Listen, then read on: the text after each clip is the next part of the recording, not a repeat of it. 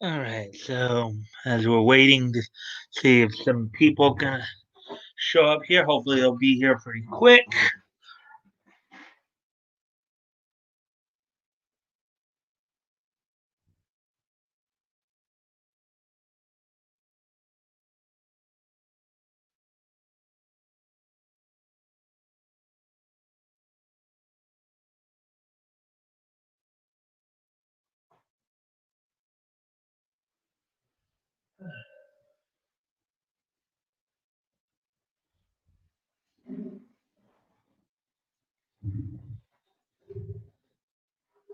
Let me see now.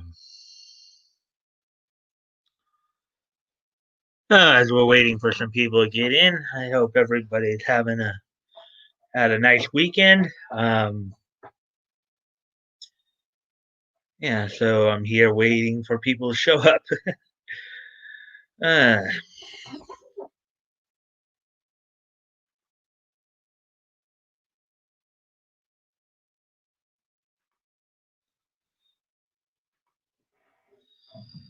so, we're Animaniac. We had pay for play contract. We're Animaniac.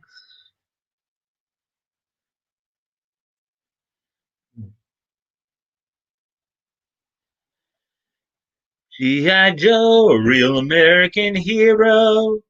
G.I. Joe is there over land, sea, and air. G.I. Joe is there. Oh, we have two people in here. Hello, second person. Back go. Not much.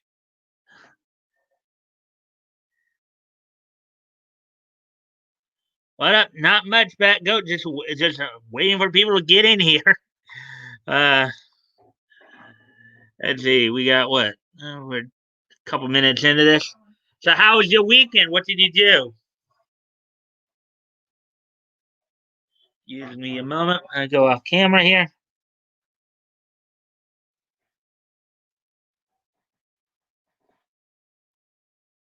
Oh, hey, Woody. Back go. Hello. Quartering is on Tim Pool. Back goat. I heard your super chat read out. Hmm. Yeah, kind of a pain when you got to compete with couple guys who are like bigger than you. Tim Pool, I know, is pretty big, and I know Crow Judgment's also starting right now. So, but I'm glad you guys are here. They, I think, still reading it as two people in here. You guys can, I appreciate all the likes and shares when you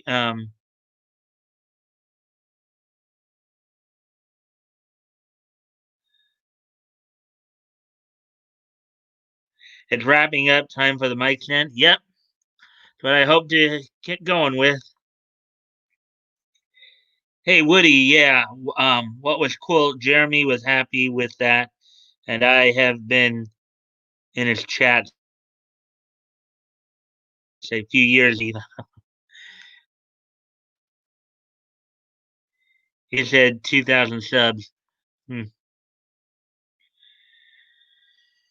Yeah. So, oh guys, aside from the fact I guess you were on Tim Pool's stream earlier, how was your week? How'd your weekend go? You guys do anything exciting? Back go da da da da da da da da da da da. Back go da da da da da da da da da da. Back go da da da da da da da da da da da. Back go da da da da da.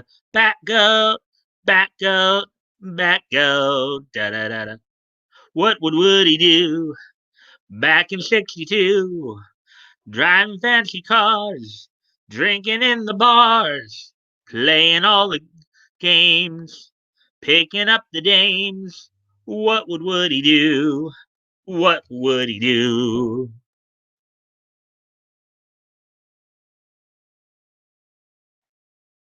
Hmm. Yeah, so Well, I hope you guys have had a good weekend. You know, probably will get started around the 10-minute mark, and it's like I have two people in here, so that's cool too. Let's see now, two other people with me. Yeah, Jeremy was pretty smooth on that. I would have thought he would have been nervous. Nothing exciting for me. I didn't go gun shopping with my son. Maybe in a few weeks. Yeah, but when we're talking, it'd probably be better to do it now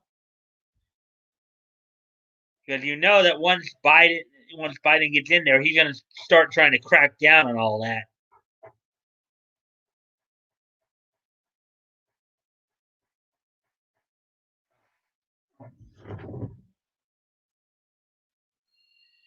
Yeah,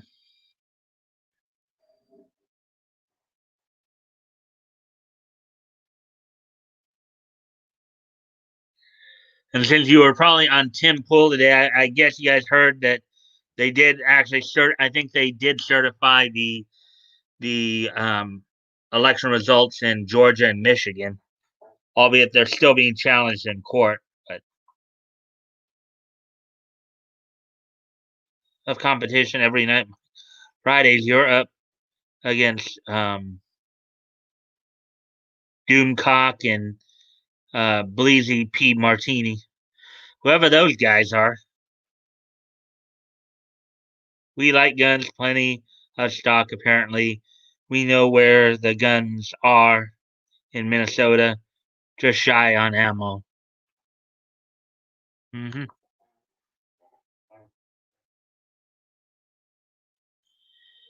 Yeah,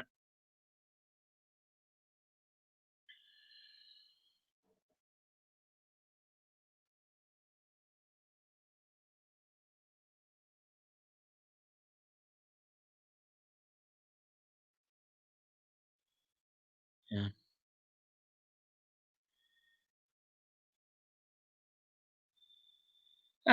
Let's see now.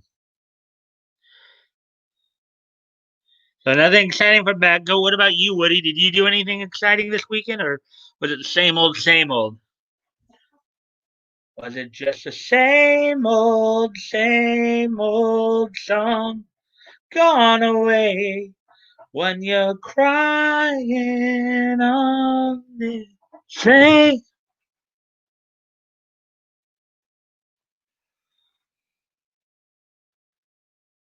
Hey,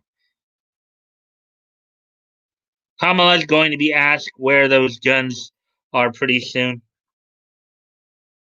You're going to have to dredge them up from the bottom of the lake.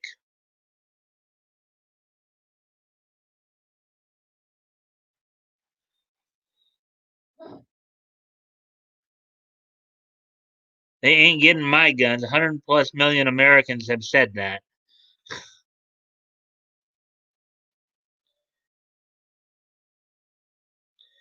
Yeah. Let's see. So 9 minutes. Just over the past the 9 minute mark. So probably once it hits 10 minutes, then I'll get going here on tonight's topics. On tonight's, mold here.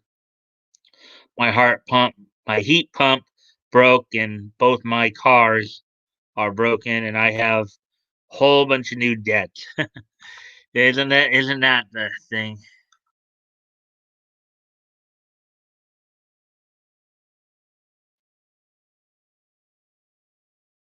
Yeah. And we're down to 15 seconds. Bummer, dude. How cold is it?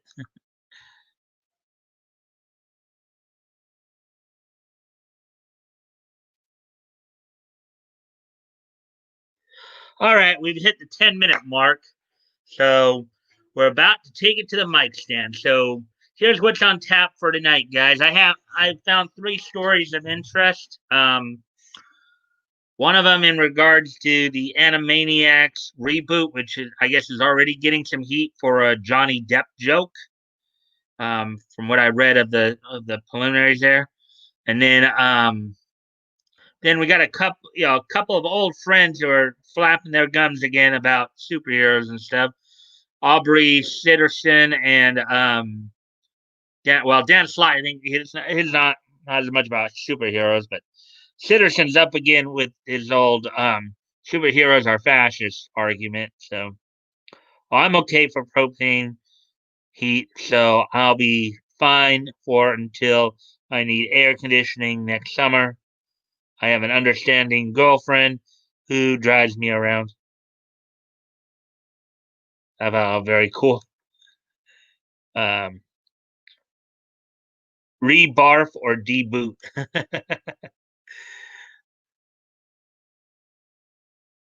uh, okay. It's tight living on Social Security, but they're not working part of it. Um, it is really really great. Hmm. All right. So, anyways, as I was saying, we've got Animaniac story. We former GI Joe writer talking trash about superheroes again, and then Dan Slott's terrible work ethic. So those are the stories that are on tap tonight. So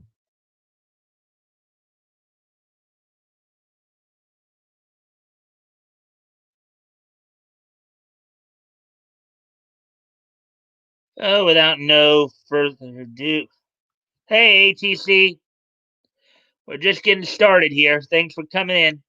Toys, action, toys, channel, action, toys, channel.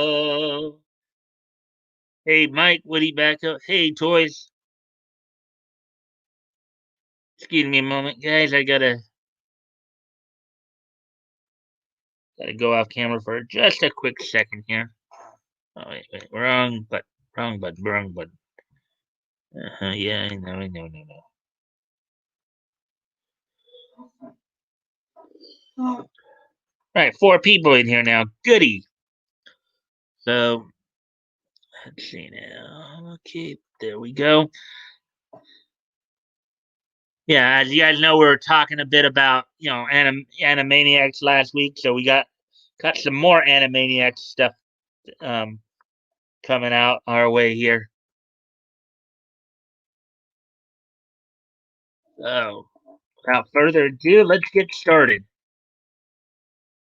There's this, I guess, seen Johnny Depp, Johnny telling lies. Animaniacs reboot under fire for unfortunately timed Johnny Depp, Johnny telling lies joke. Now, granted, I haven't been following the whole Johnny Depp Amber Heard stuff as close as Tug has, but since they're not trying to get it into the excuse me a moment, sorry about that, man.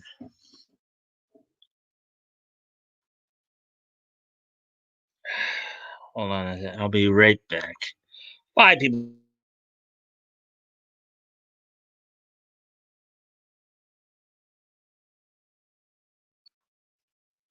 Sorry about that. You guys had to see me sneeze on camera. That's not cool. Let's roll. Hmm. All right. Wow. So they already are advocating violence against men on Animaniacs. Not trying to fool anyone, at least. Well, now with the way the current political climate is, it's like they feel they can do this stuff without impunity. The Animaniacs reboot has come under fire for an unfortunately timed joke centered on Johnny Depp, as what was intended as a reference to a once popular internet meme was poorly received following legal recent developments in the actor's personal life.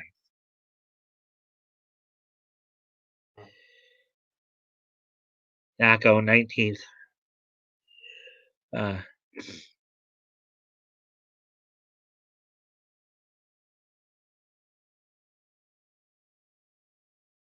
Just give me one more moment, guys. Sorry.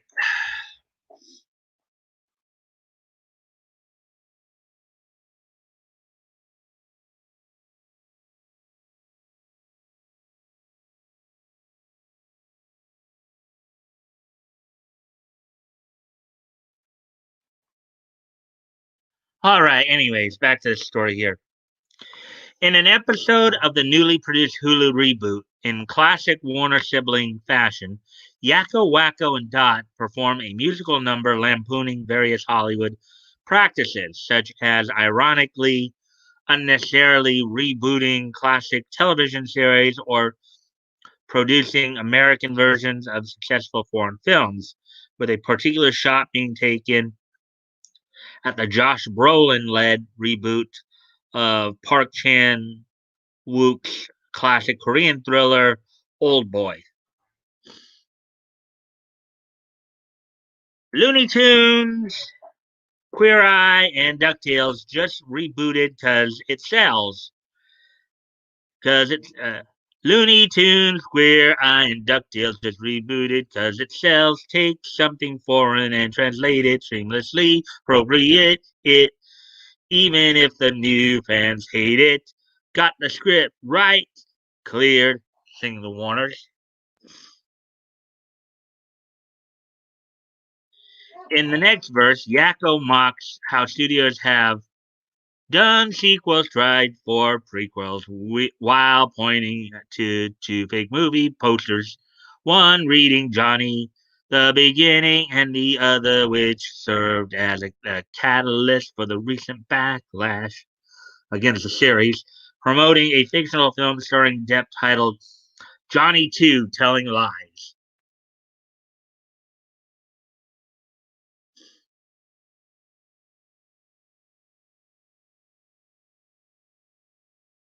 Given how these posters depict an unattended, innocent looking baby eating a bag of sugar and candy and bear the subtitle Telling Lies, respectively, it seems as though the visual gag was intended to serve as a reference to the Johnny Johnny Yes Papa meme, which originated from a poorly produced animated video set to the rendition of the eponymous nursery rhyme, um, and depicts a small child constantly denying that he's eating sugar after his father happens to catch him in the act.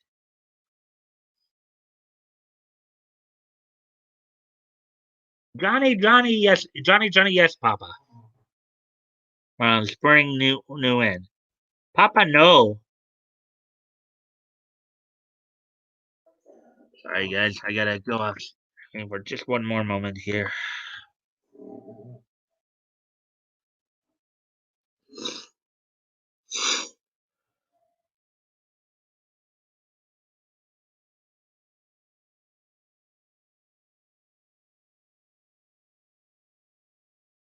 All right, hopefully that will. But anyway,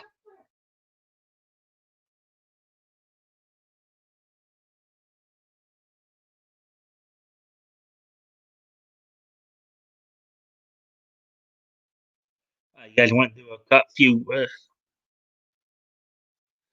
see. All right, wow.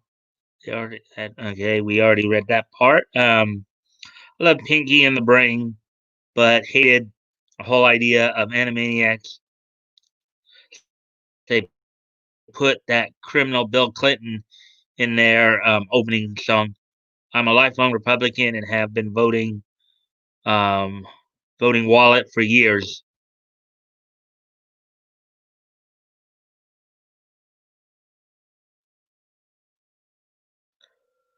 I'm also a loudmouth. Unfortunately, timed my A double S. I'm going to get into a better mood. Um, you're singing non-quoted stuff. Yeah, I know. I kind of I eventually caught myself there, back goat. I thought I was thinking the whole thing might have been quoted there, but you're right. I started laugh out loud. Little Tennessee whiskey. Yeah, the good stuff that I think Tug drinks. Um, we've got we've got Bailey's in the house. I might get all Irish with some coffee here. Give me a moment. Sorry.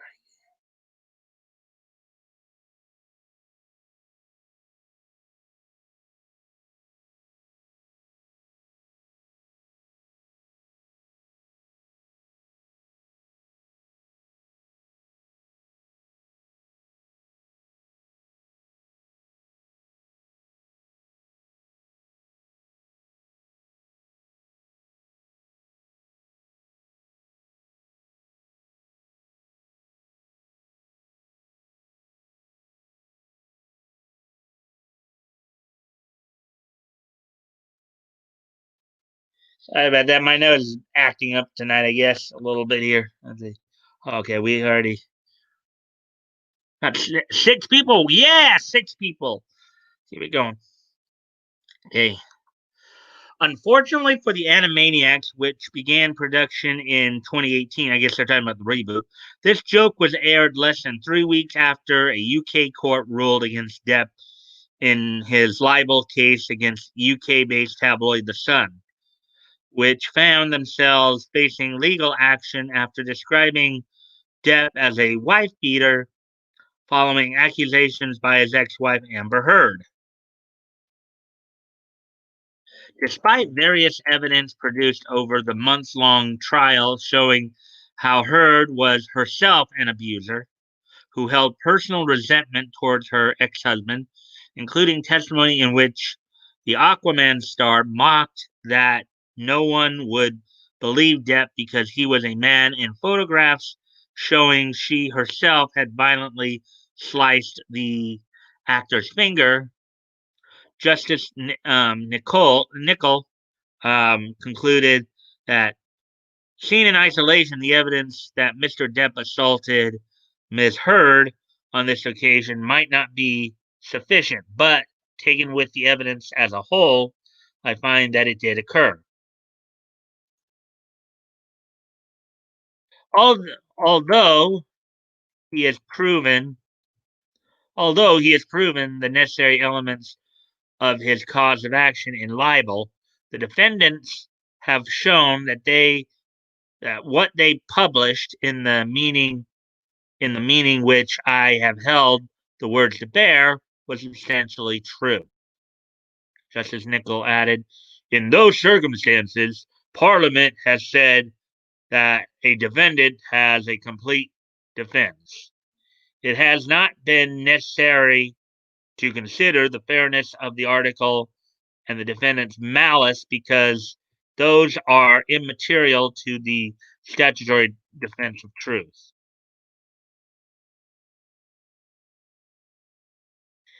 In light of this ruling, many believe the Animaniacs sight gag to be an intentional slight towards Depp, with the telling lies subtitle being taken as a direct endorsement of Heard's allegationism.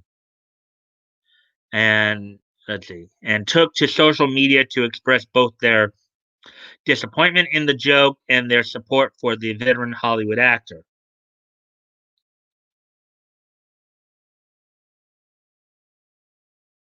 Let's see now. I am completely shocked by the way uh, WB Home Entertainment, Depp and his abuse story in their new Animaniac show, wrote at Silence Exile. This absolutely disgusting. Where's your humanity? Hashtag justice for Johnny Depp. Um, Aliana at 712 Aliana. This is her tweet right here. So you have to drag Johnny Depp in the mud. This is disgusting. Personally, I'm going to boycott anything that comes from Warner Brothers right now, and I'm sure that there will be millions more to assume he's lying is in bad taste. DV survivors, I guess domestic violence, stand behind him. Yeah, because basically it's like it seems unfathomable that a man could actually be a victim of domestic violence. It seems unfathomable to these people, you know. But I guess people have forgotten the old saying, "Hell hath no fury than a woman scorned. Hell hath no fury more than a woman scorned." But at 7:12, Aliana asserted that the joke was disgusting and announced that she was going to boycott anything that comes from Warner Brothers right now, and I'm sure there will be millions. To assume he's lying is in bad taste, she added. Domestic violence survivors stand behind him. And there's the tweet again.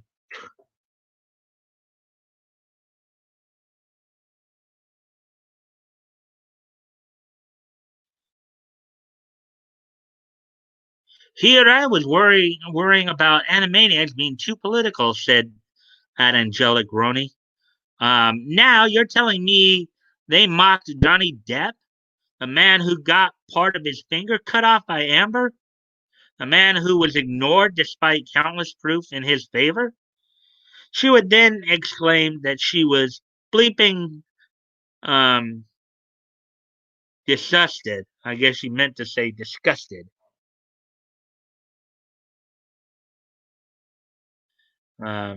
Yeah, okay. And there's a tweet right there. As of writing, no response to this outcry has been made by either Warner Brothers, Hulu, or anyone involved involved in the production of Animaniacs. What do you make of this joke? Do you think it was a victim of unfortunate timing or a genuine attack on Depp? Let us know your thoughts on social media comments below. Okay.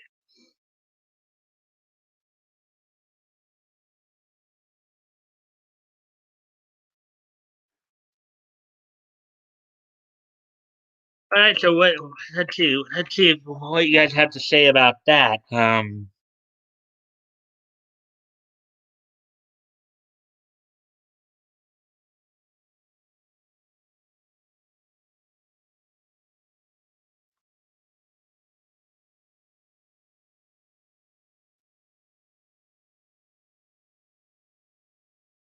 Okay, so here we go. So rasped chocolate, caramel drizzle, or regular medium blend. So the Animaniacs were just proving Heard was right that nobody would believe a man.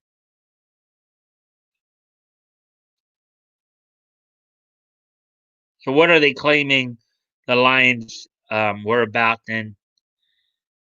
I don't know. They didn't say in the article there. Well, I love seeing a woman call out this BS. Yep, it's good when women do it because then it's like, well, how can you attack another woman for for it? You know, it's like because if they're trying to white knight and believe, oh, all women should be believed and all that, well, if another woman's calling out a woman for making the accusations, then you should believe her too. You know, it's like,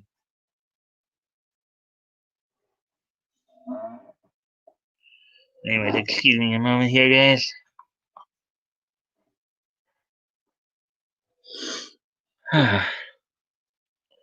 So we got a couple of comic stories here as well. And one of these guys, we I remember I read an article about him um while back. This guy seems to think superheroes are fashion.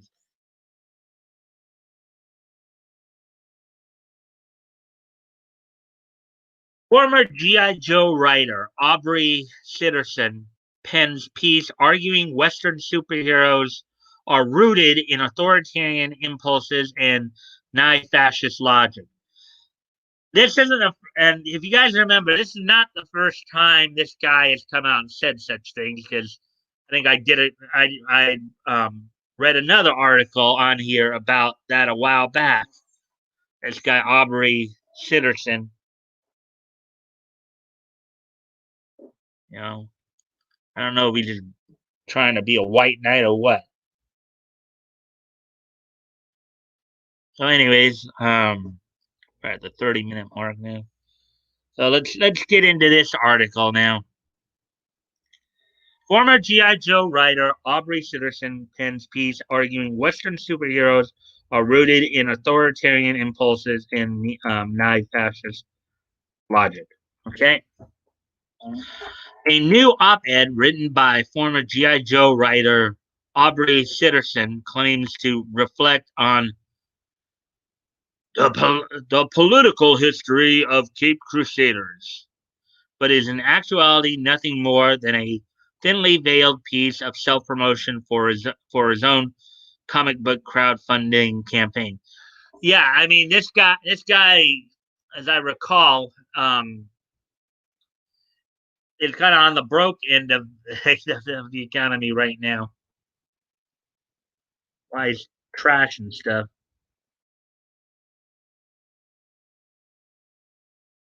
On November 19th, Polygon published Superheroes Fought for the People, Then Money Got in the Way, an opinion piece written by Sitterson. So this is on Polygon, which we know is pretty left leaning, which put forth um, a thesis that superheroes have never been anything more than corporate owned super cops, reactionary power fantasies cloaked in liberal signifiers. Superheroes used to be about helping and protecting people, open Sitterson, not the symptoms and hierarchies holding them down.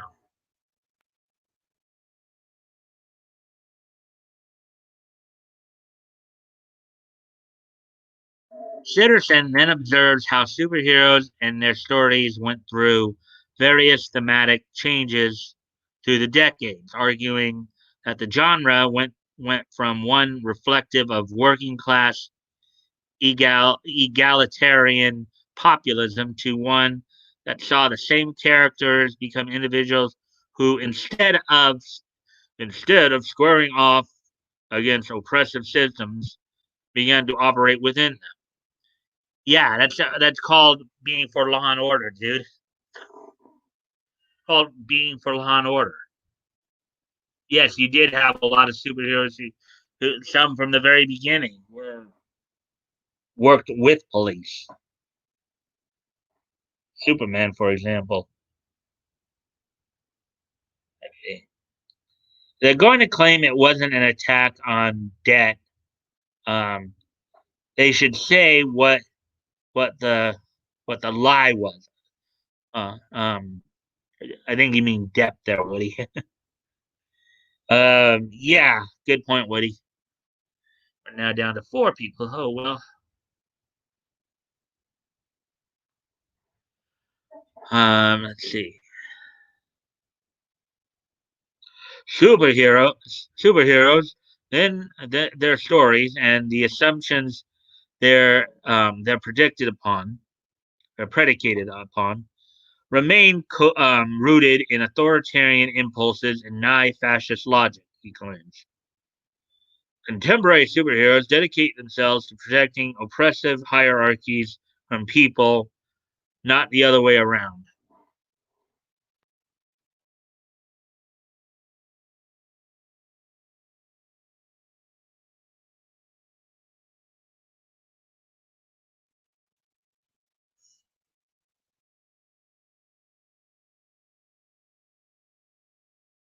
Giving you guys a chance to look at that panel right there.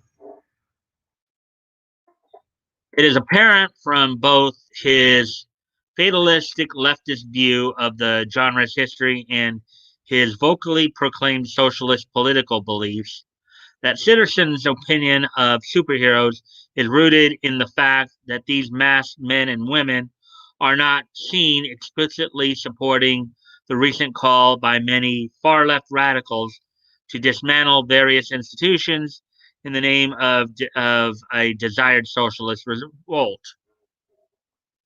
Mm-hmm. Yeah.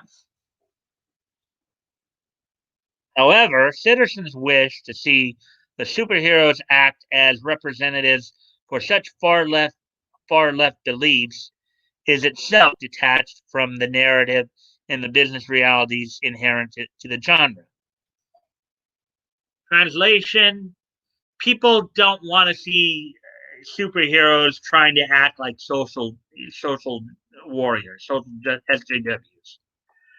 Okay, his statements there.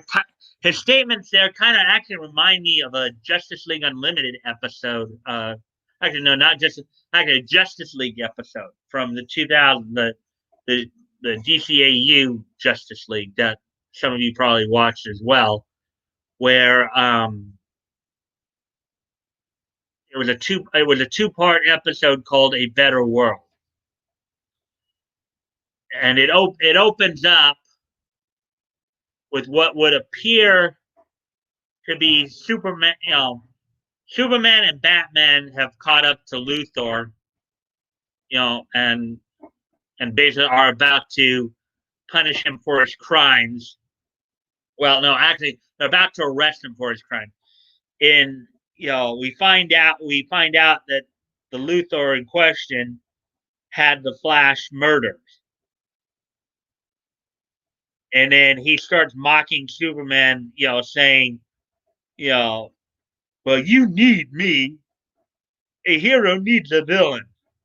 And then Superman, with some regret in him, going, well, if that's what it means to be a hero, then, and then Superman ultimately executes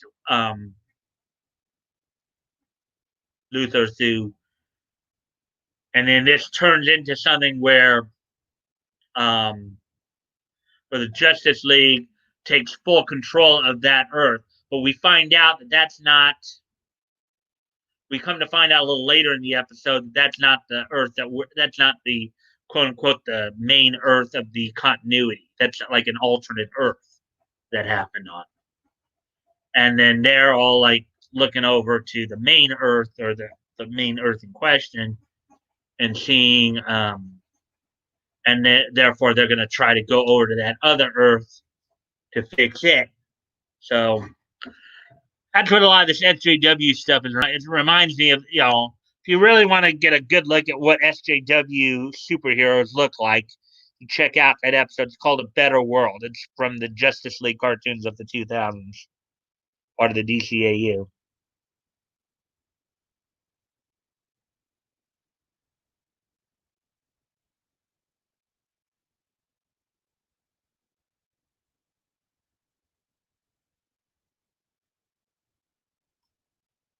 Autocorrect, I'm guessing. Mm-hmm.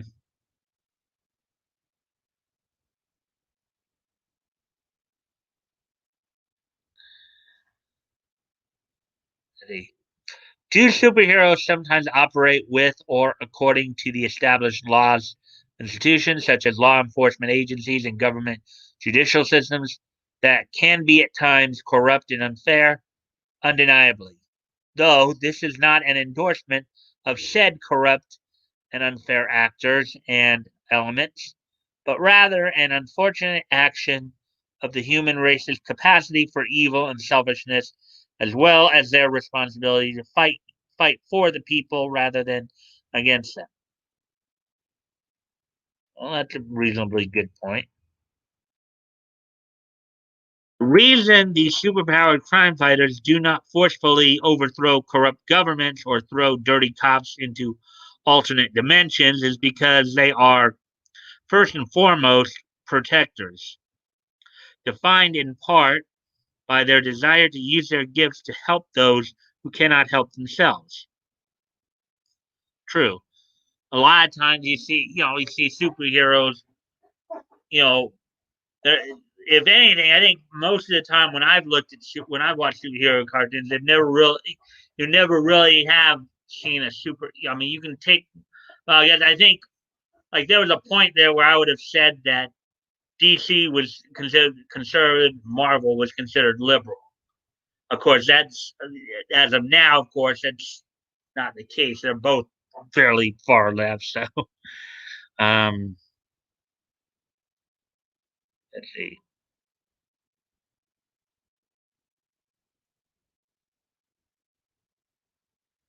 Would they one day would they one day to choose to forcefully enact their will upon the people, no amount of good intentions could justify their actions as anything other than outright fascism, an idea thoroughly explored in DC media, such as Grant Morrison's JLA or 2 and the Justice League episode A Better World, which I was just referencing a few minutes ago.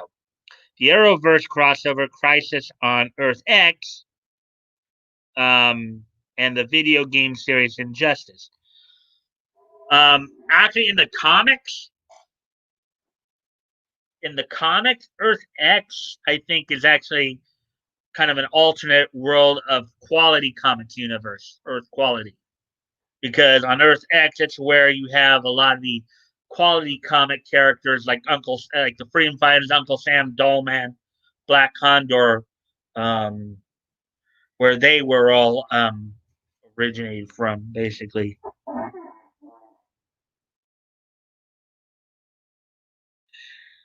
Lord Superman to you. Like that's actually the same kind. That's the same suit that Superman was wearing in A Better World, the alternate world Superman. It soon becomes apparent that rather than a good faith approach to the complicated relationship between the genre, its tropes, and its evolution through various social and political movements, that Citizen's critique is nothing more than a ploy to promote his upcoming series, Beef Brothers, as he proceeds to spend the entirety of his op-ed's final 5 paragraphs, boasting of how the main characters come in conflict with the entirety of modern capitalist society, from cruel cops and greedy landlords to corrupt governments and omnipotent corrupt corporations. It's our hope that Beef Brothers is a righteous comic. Oh my God.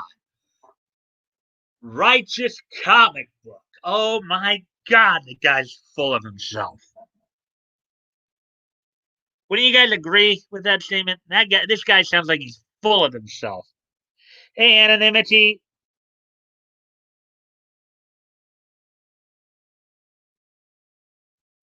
Hey, just getting off. Okay. Hey, man. Welcome to the stream. Man, this guy Citizen is really full of himself right here. It's our hope that Beef Brothers is a righteous comic book to read, one that proclaims in a loud and clear voice what we believe to be good and true, right, Citizen? Gag me with a spoon. Uh, but more than that, by reading back and talking inspiration from the origins of superheroes, we hope that it illuminates a new way forward. Oh, up yours, dude. Up yours. Up your. Take that big ballooned head of yours and stick it straight up where the sun don't shine, buddy. Now, I feel like I want to be the Rock right now. You guys know what the Rock does, right? He shines his boot real nice and shiny, so he can stick it straight up. You know where? What this guy needs. Anon, should you do that in private?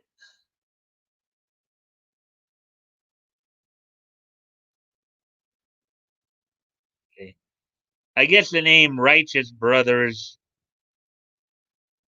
was already well. Yeah. Well, what do you know that because that was a music group from back in your time.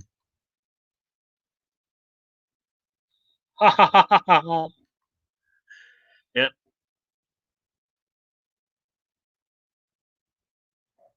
However, whatever disagreements one may have with his piece, person, or politics, credit must be given where credit is due, as few can argue with Citizen's concluding assertion that the comic book industry is a profoundly exploitive place dominated by two of the world's biggest media conglomerates, Marvel and DC, who pay work for hire freelancers a relative pittance, then turn their creations into massively successful movies, television shows, video games, and merchandise. Um, that instead of benefiting the creators themselves, further line the pockets of wealthy executives and shareholders, a sentiment that has resulted in the rise of manga sales, crowd-funded comic books across ideological differences, and other support contributions to creators. And we've seen it. We see that obviously with like Tug's books. Hail Hydra!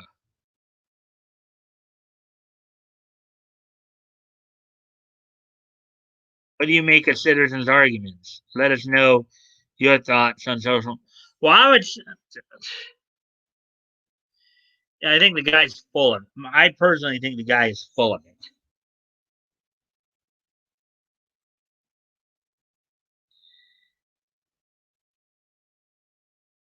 Ever since Rock endorsed Biden and Harris, and on laugh out loud toys. Ever since Biden endorsed Biden Harris, what there, Woody? You don't follow the Rock? Actually, maybe if we're doing that, maybe Rock needs to do that to himself. Stick that shiny boot of his up his own. You know what?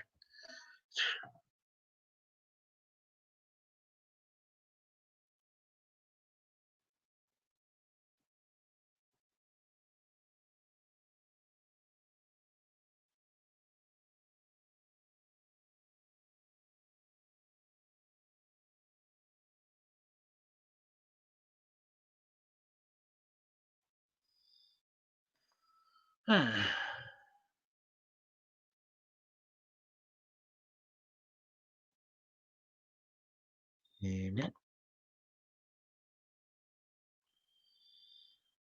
all right, so let's see now. Oh, we're already at the 48-minute mark. So, what do you guys think of these stories so far? We got the Animaniac story, and we got the this guy Sitterson, who I think is so full of himself that he can't get his head in the door.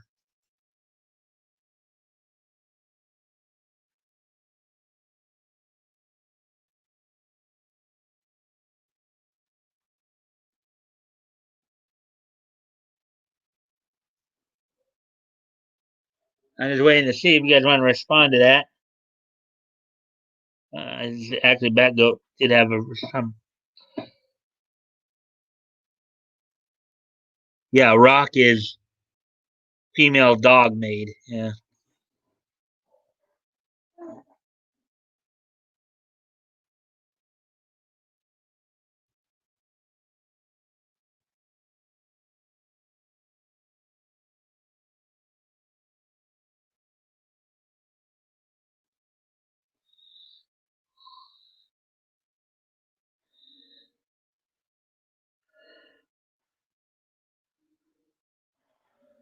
Yeah. Well. Hmm.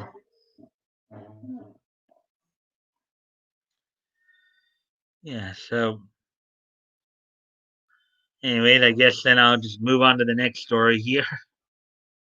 Nobody got anything more to say about that?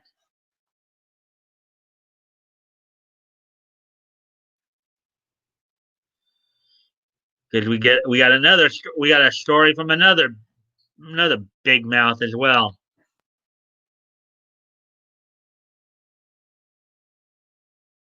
Marvel Comics author Dan Slott has terrible work ethic and office reputation revealed in episode of Marvel 616.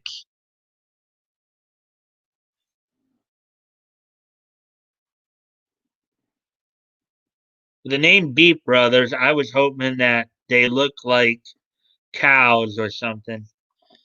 Yeah, well, but then the SJW would turn around and said, "Well, you're abusing cows."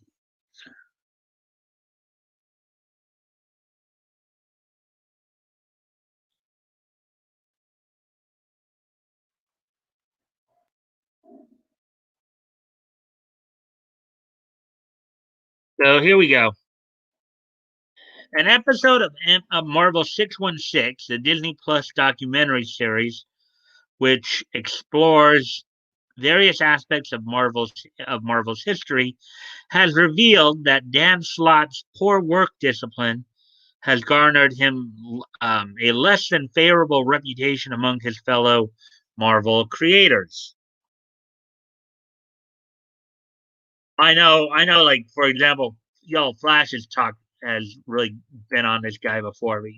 But yeah, here's the story. Here's one of the stories that I know Flash covered a while back. Marvel Comics Fantastic Four writer Dan Slott Bailey tells bleep you if you vote for. I remember that story. I think you and I covered it a little bit, a while back. But in the seventh episode of Marvel 616 first season, the Marvel Method, Disney and Marvel sought to explore the history and usage of the publisher's eponymous production technique, in which a writer develops and passes a plot summary to an artist to construct the visual action and story beats. To explore this approach to comic book creation, which has mostly fallen out of usage in recent decades, Disney focused their episode on Slott, one of the last Marvel writers who continues to utilize this method. This is some of the work right there.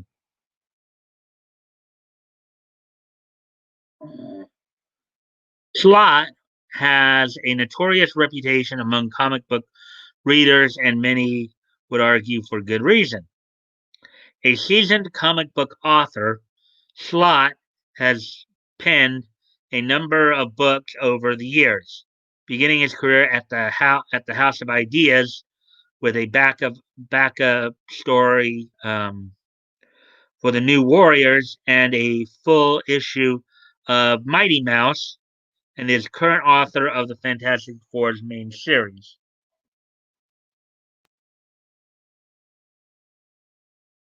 Here's some of the artwork here.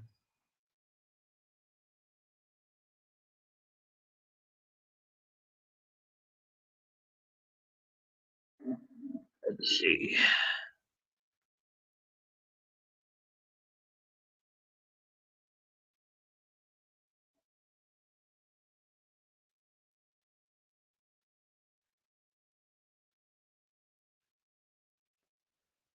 With a name like Smuckers, from an old family recipe by Mother Smucker. Have out loud. Well, maybe you want to meet the bleepers as well. Remember when idiot whale Simone thought that Flash lived in the 616 area code, tried to dox him, living in comics now, living in comics. Wow. Was that Gail Simone? I thought it was somebody. I thought it was somebody else. I thought it was like Mars Girl or something like that. Who did that? I thought that was Mars Girl, not Gail Simone. Uh-huh.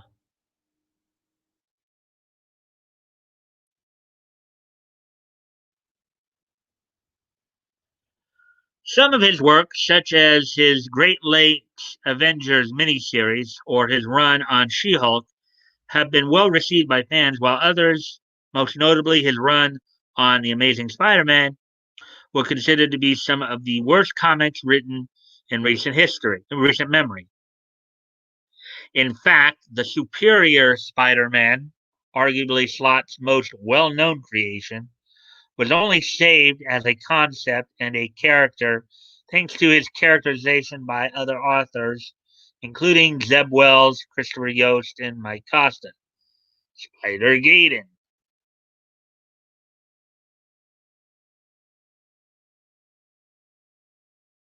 And a number of writers there, or whatever. That was, I guess, this was part of the Spider Wars. I take it.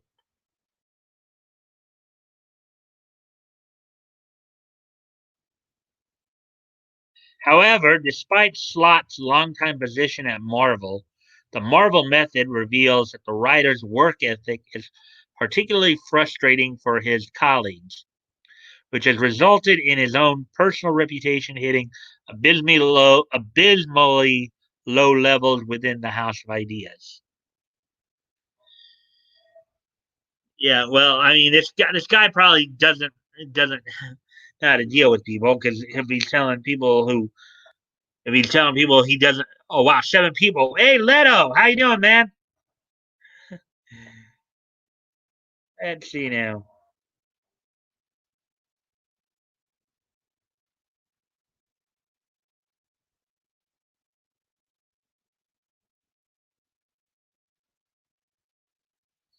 Uh-huh. They're all the same. Might have been Mars Girl. Laugh out loud. My bad. Both are stupid though. SJWs as a whole are stupid. Pat Goat. Um, the New Warriors wasn't that a safe space and mhm,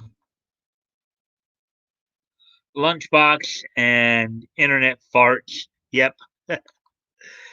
Hey Mike, don't mind me just driving to work. Sorry if I don't say much. That's all right. I'm just sorry you got in a little late because we've already been through 2 of the stories I was going through tonight. On to the third. So, hey Leto, have a good one, Leto. As we continue on here, um, in one scene, Slot is seen approaching Marvel executive editor and senior vice president of publishing Tom Brevoort um, to ask for more time to work on a script.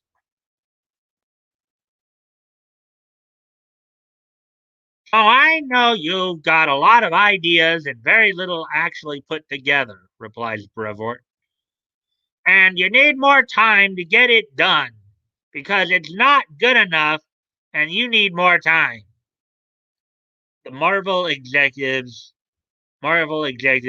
then explains how we use the term work loosely when it comes to Dan and adds, Dan's terrible with his deadlines. Excuse me for a moment, guys. I gotta go off camera for just a moment here.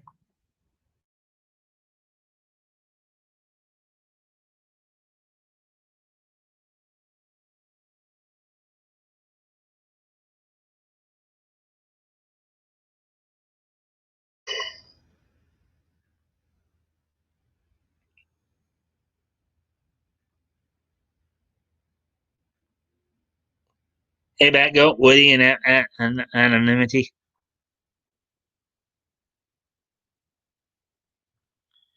Let's see.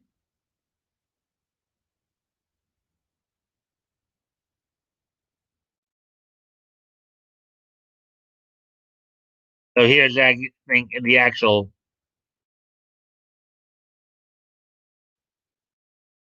as these are scenes from that particular series they're talking about.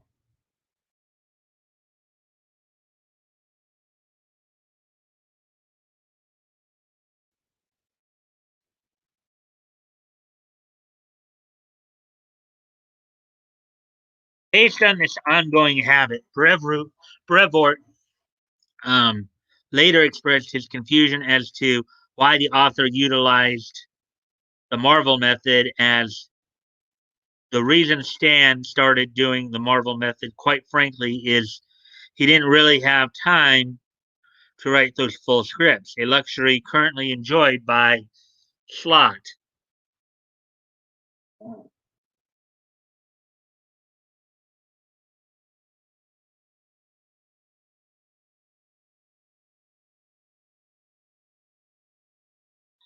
As the scene continues, Brevoort notes that Dan is Dan is behind when I need him to be on his various assignments, to the point where he needed another writer to do the dialoguing on the book.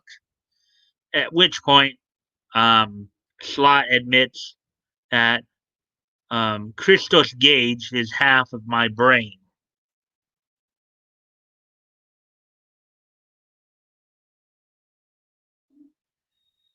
You kind of have to wonder how this guy still has a job.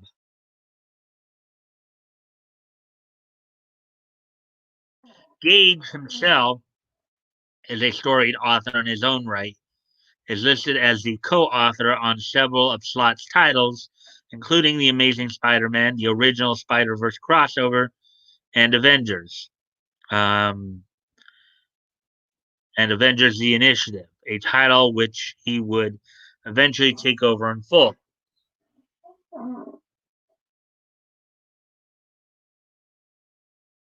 But really, I'm Dan's deadline helper.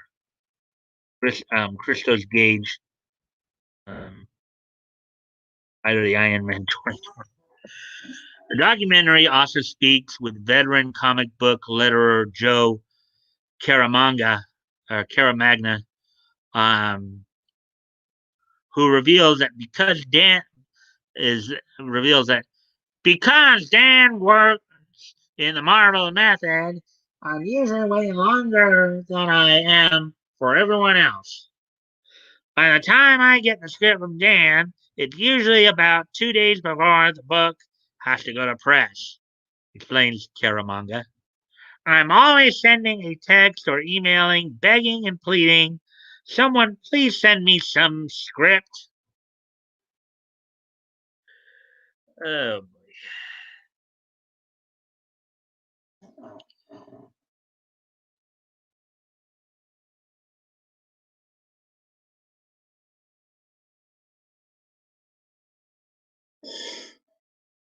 and then here, I guess, it's scenes from the show with him saying a lot of what he said.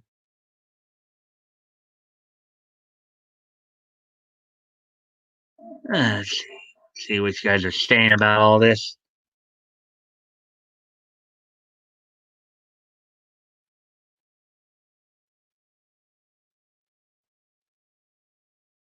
And Slot, one of the Twitter warriors. Yes, he is. I believe he is their anonymity. SJW, SJWs fail upwards. The business fails, not them. Duh. Ha ha ha.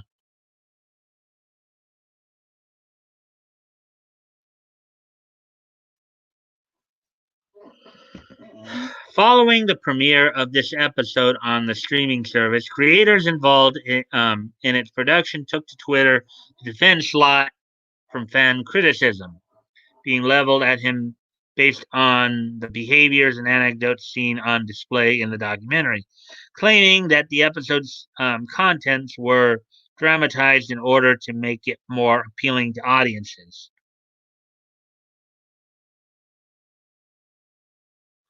So essentially, insinuating that somebody is lazy and slow is meant to make things more interesting.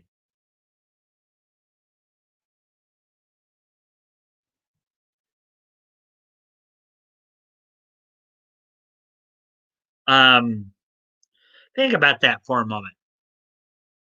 Insinuating somebody is lazy and slow is a good thing that supposedly make things more dramatic. What are these guys smoking? What in the world are these guys smoking? Dang!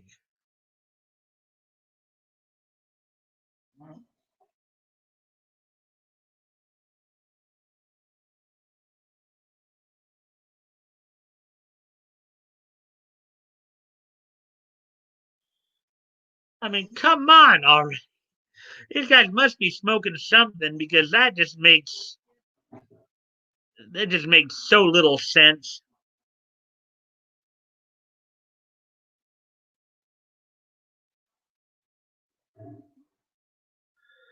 Artist Pete Woods, who worked with Slot on the author's recent Iron Man run, discussed how he had seen Dragging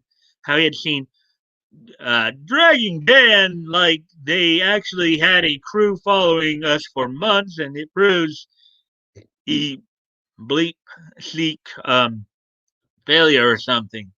It's TV, folks. I can't believe they think it's 100% set, said Woods. Um, while this comic making process is real, it has to be embellished to make the episode interesting.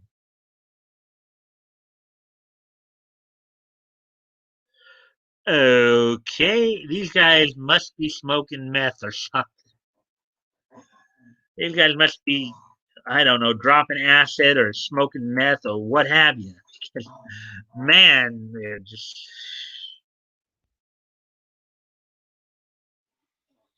Uh,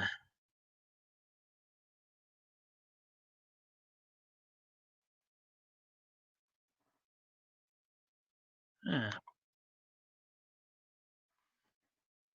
Gage himself defended Slot by pointing to how um, Dan's plots are much more detailed and broken down by page and panel as justification for Slot's habit of producing everything there except the specific words. When Dan writes the dialogue himself, Gage added, he misses deadlines because he obsesses over the perfect words.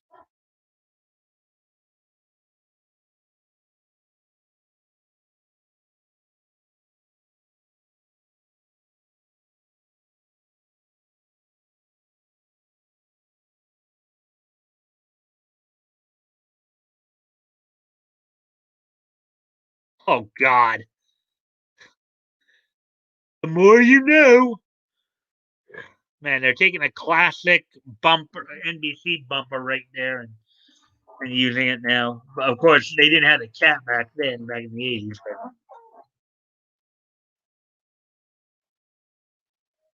they, I scripted books down to the wire, but I think anyone who understands how comic books are made knows plotting a book down to the wire is not only silly, but kind of impossible. Slot himself noted to his followers, as was most of the time frame of the episode, but that and many liberties were taken for fun TV.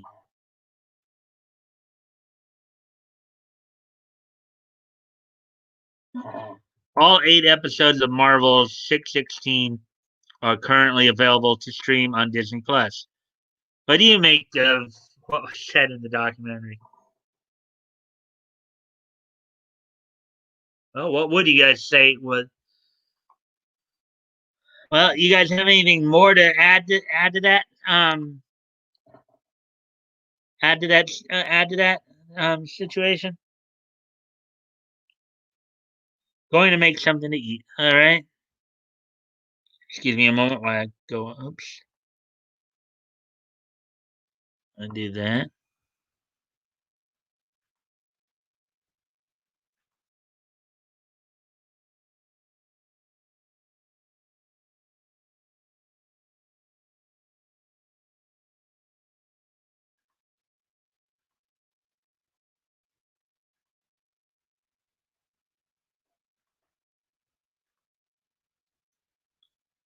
Uh, so that was all. It was just those 3 stories that I was gonna cover tonight. Is there anything you guys want to talk about? Anything you want to ask or anything like that?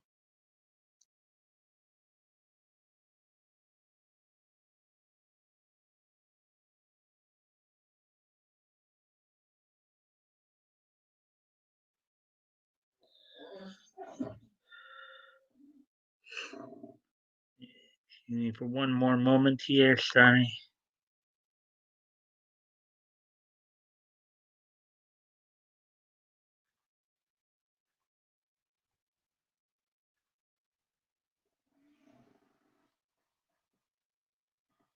Already at the hour and 10 mark there. Okay. So, all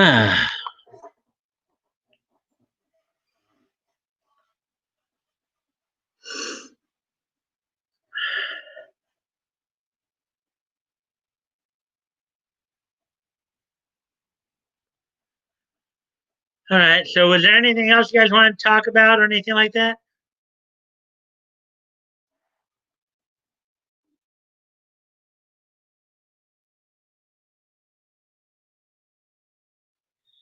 All right. So, just to let you guys know, too, I will be having an episode, of course, Thursday night. I know that's Thanksgiving for those of you who, want to join me. Maybe I'll plan something special for Thursday night stream. Maybe open it up to anybody who wants to come in and just chat up. Maybe share Thanksgiving memories. That's what I was thinking about doing. Um, you know, as for the next couple of nights, of course, we'll be doing normal news coverage. Wherever I can find stories and stuff like that. Then Friday with Batgoat, of course, I'll be doing the comics perspective, retrospective. We'll be going into March of 1936. So, you know, I will, of course, just let you guys know over the next few weeks. I will still be doing 5 nights a week. So I will be. That means I will be doing streams on like Thanksgiving and Christmas Eve, Christmas Day, or Christmas night in my case here, New Year's Eve and New Year's night. So be looking forward to that. This Thursday, as I said, I might just go ahead and do a special with you guys where I just open it up to anybody who wants to join me and we can just talk about stuff in general. We just talk about anything comes to mind, whether that be holiday specials, how you guys like to spend your Thanksgiving, anything like that. So um,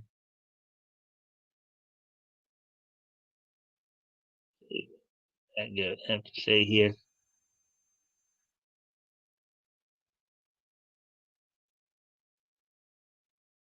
Neon was talking about Slot earlier. He said that Flash and your boy Zach credit him with being the first guy to insult and block fans, thus being a reason for Comicsgate.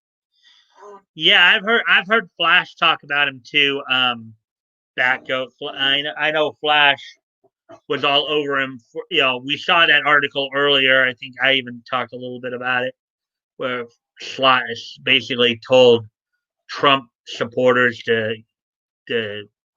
fornicate off, basically.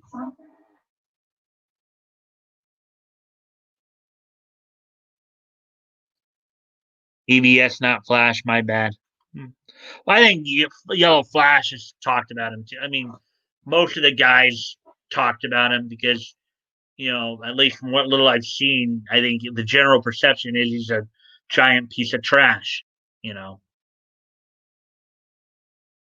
and what makes him even worse is he doesn't care. He doesn't care if he loses money, as long as he's helping to push an agenda. You know, so. So, anyways, guys, well, with all that being said, um, are you guys ready for this day in each history? Because I'm gonna start wrapping it up here. Um, we're coming up on the hour and 15, and we're already past the hour and 15-minute mark. So I think I'm going to start wrapping. So are you guys ready for this day in each history? Wow, we got 8 people in here now. Yay, 8 people. Um,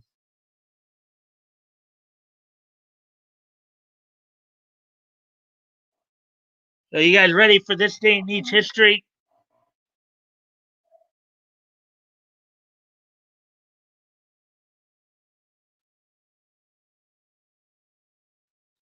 History. Nietzsche it up. Sure, Mike. Hit us up with niche history. All right. Yeah. So one of the things I've noticed too, particularly in anime, there's not a whole lot of releases in November. That seems to be what I seem to be finding. I've only got a couple of pieces of niche history tonight. One from comics and one from wrestling. Just give me a sec here. In 2005 and 2015. Okay. So without no further ado, let's see. Actually,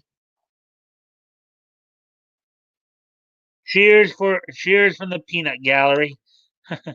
Sure, hit me. Okay. So today being Monday, November the 23rd, um, 2020. Let's take a look back on this day in each history.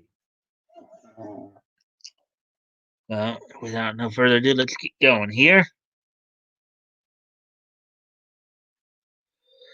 So the first thing we're going to do is we're going to go back 15 years to 2005. On this date in 2005, the 70th issue of Batgirl, the first volume of Batgirl, went on sale on newsstands. The story featured in here was the resurrection and the life. Of course, it was this book was the Batgirl of this book was Cassandra Cain. Cassandra Cain was the feature character in this Batgirl series. This was actually volume one. This is the first Batgirl series um, of all time, from what I understand. So the story was written by Anderson Gabrich with Pico Mihan or Pop Mihan doing the penciling, Jesse Del Sedang doing the Jesse Del Sedang and Dan W. Davis doing the inking, Rob Lee doing the lettering, and the coloring being done by Jason Wright. It's reprinted later in Batgirl Destruction's daughter in 2006. Now, Cassandra Cain, she's basically the daughter of David Cain, a famous assassin in the DC universe. Cassandra Cain, is of course was raised more as an assassin until she came under Barbara's care and tutelage. And let's see, yay history, and had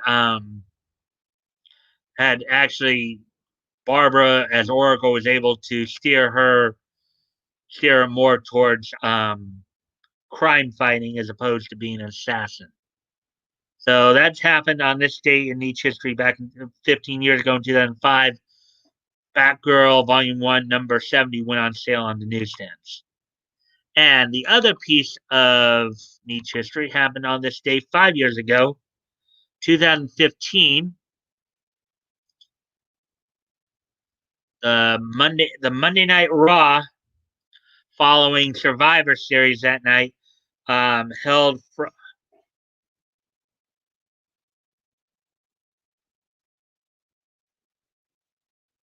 from the Brightstone Arena in Nashville, Tennessee. Basically, the night started off with Roman Reigns confronting Sheamus, who after Roman Reigns had won the WWE World Heavyweight Championship, Sheamus cashed in his Money in the Bank briefcase to beat Roman Reigns for the title. But on the Raw here, the main event saw Roman Reigns defeat Rusev via DQ. Also on the night, Charlotte and Paige fought to a double countout in the WWE Divas Championship match. The show opened with the Wyatt family defeating the Dudley Boys. Sasha Banks defeated a returning Becky Lynch.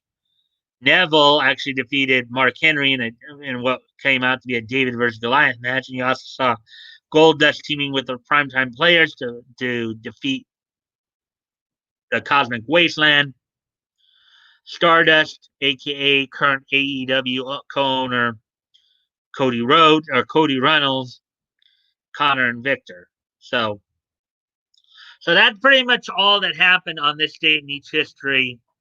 As I said, not I couldn't find much in terms of animation or anime, but anime, what I'm discovering as well is it just doesn't seem to be a lot of news items, history news items, a lot of releases in November a lot of times. So, anyways, well, I thank you guys for joining me tonight. Um, I look forward to seeing you guys back tomorrow night.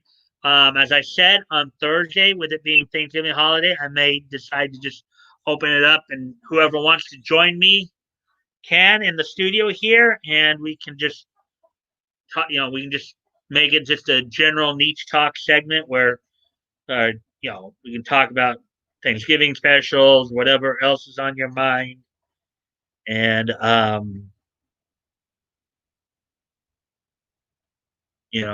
maybe we can share about like Thanksgiving traditions and all that. So, anyways, let's see now.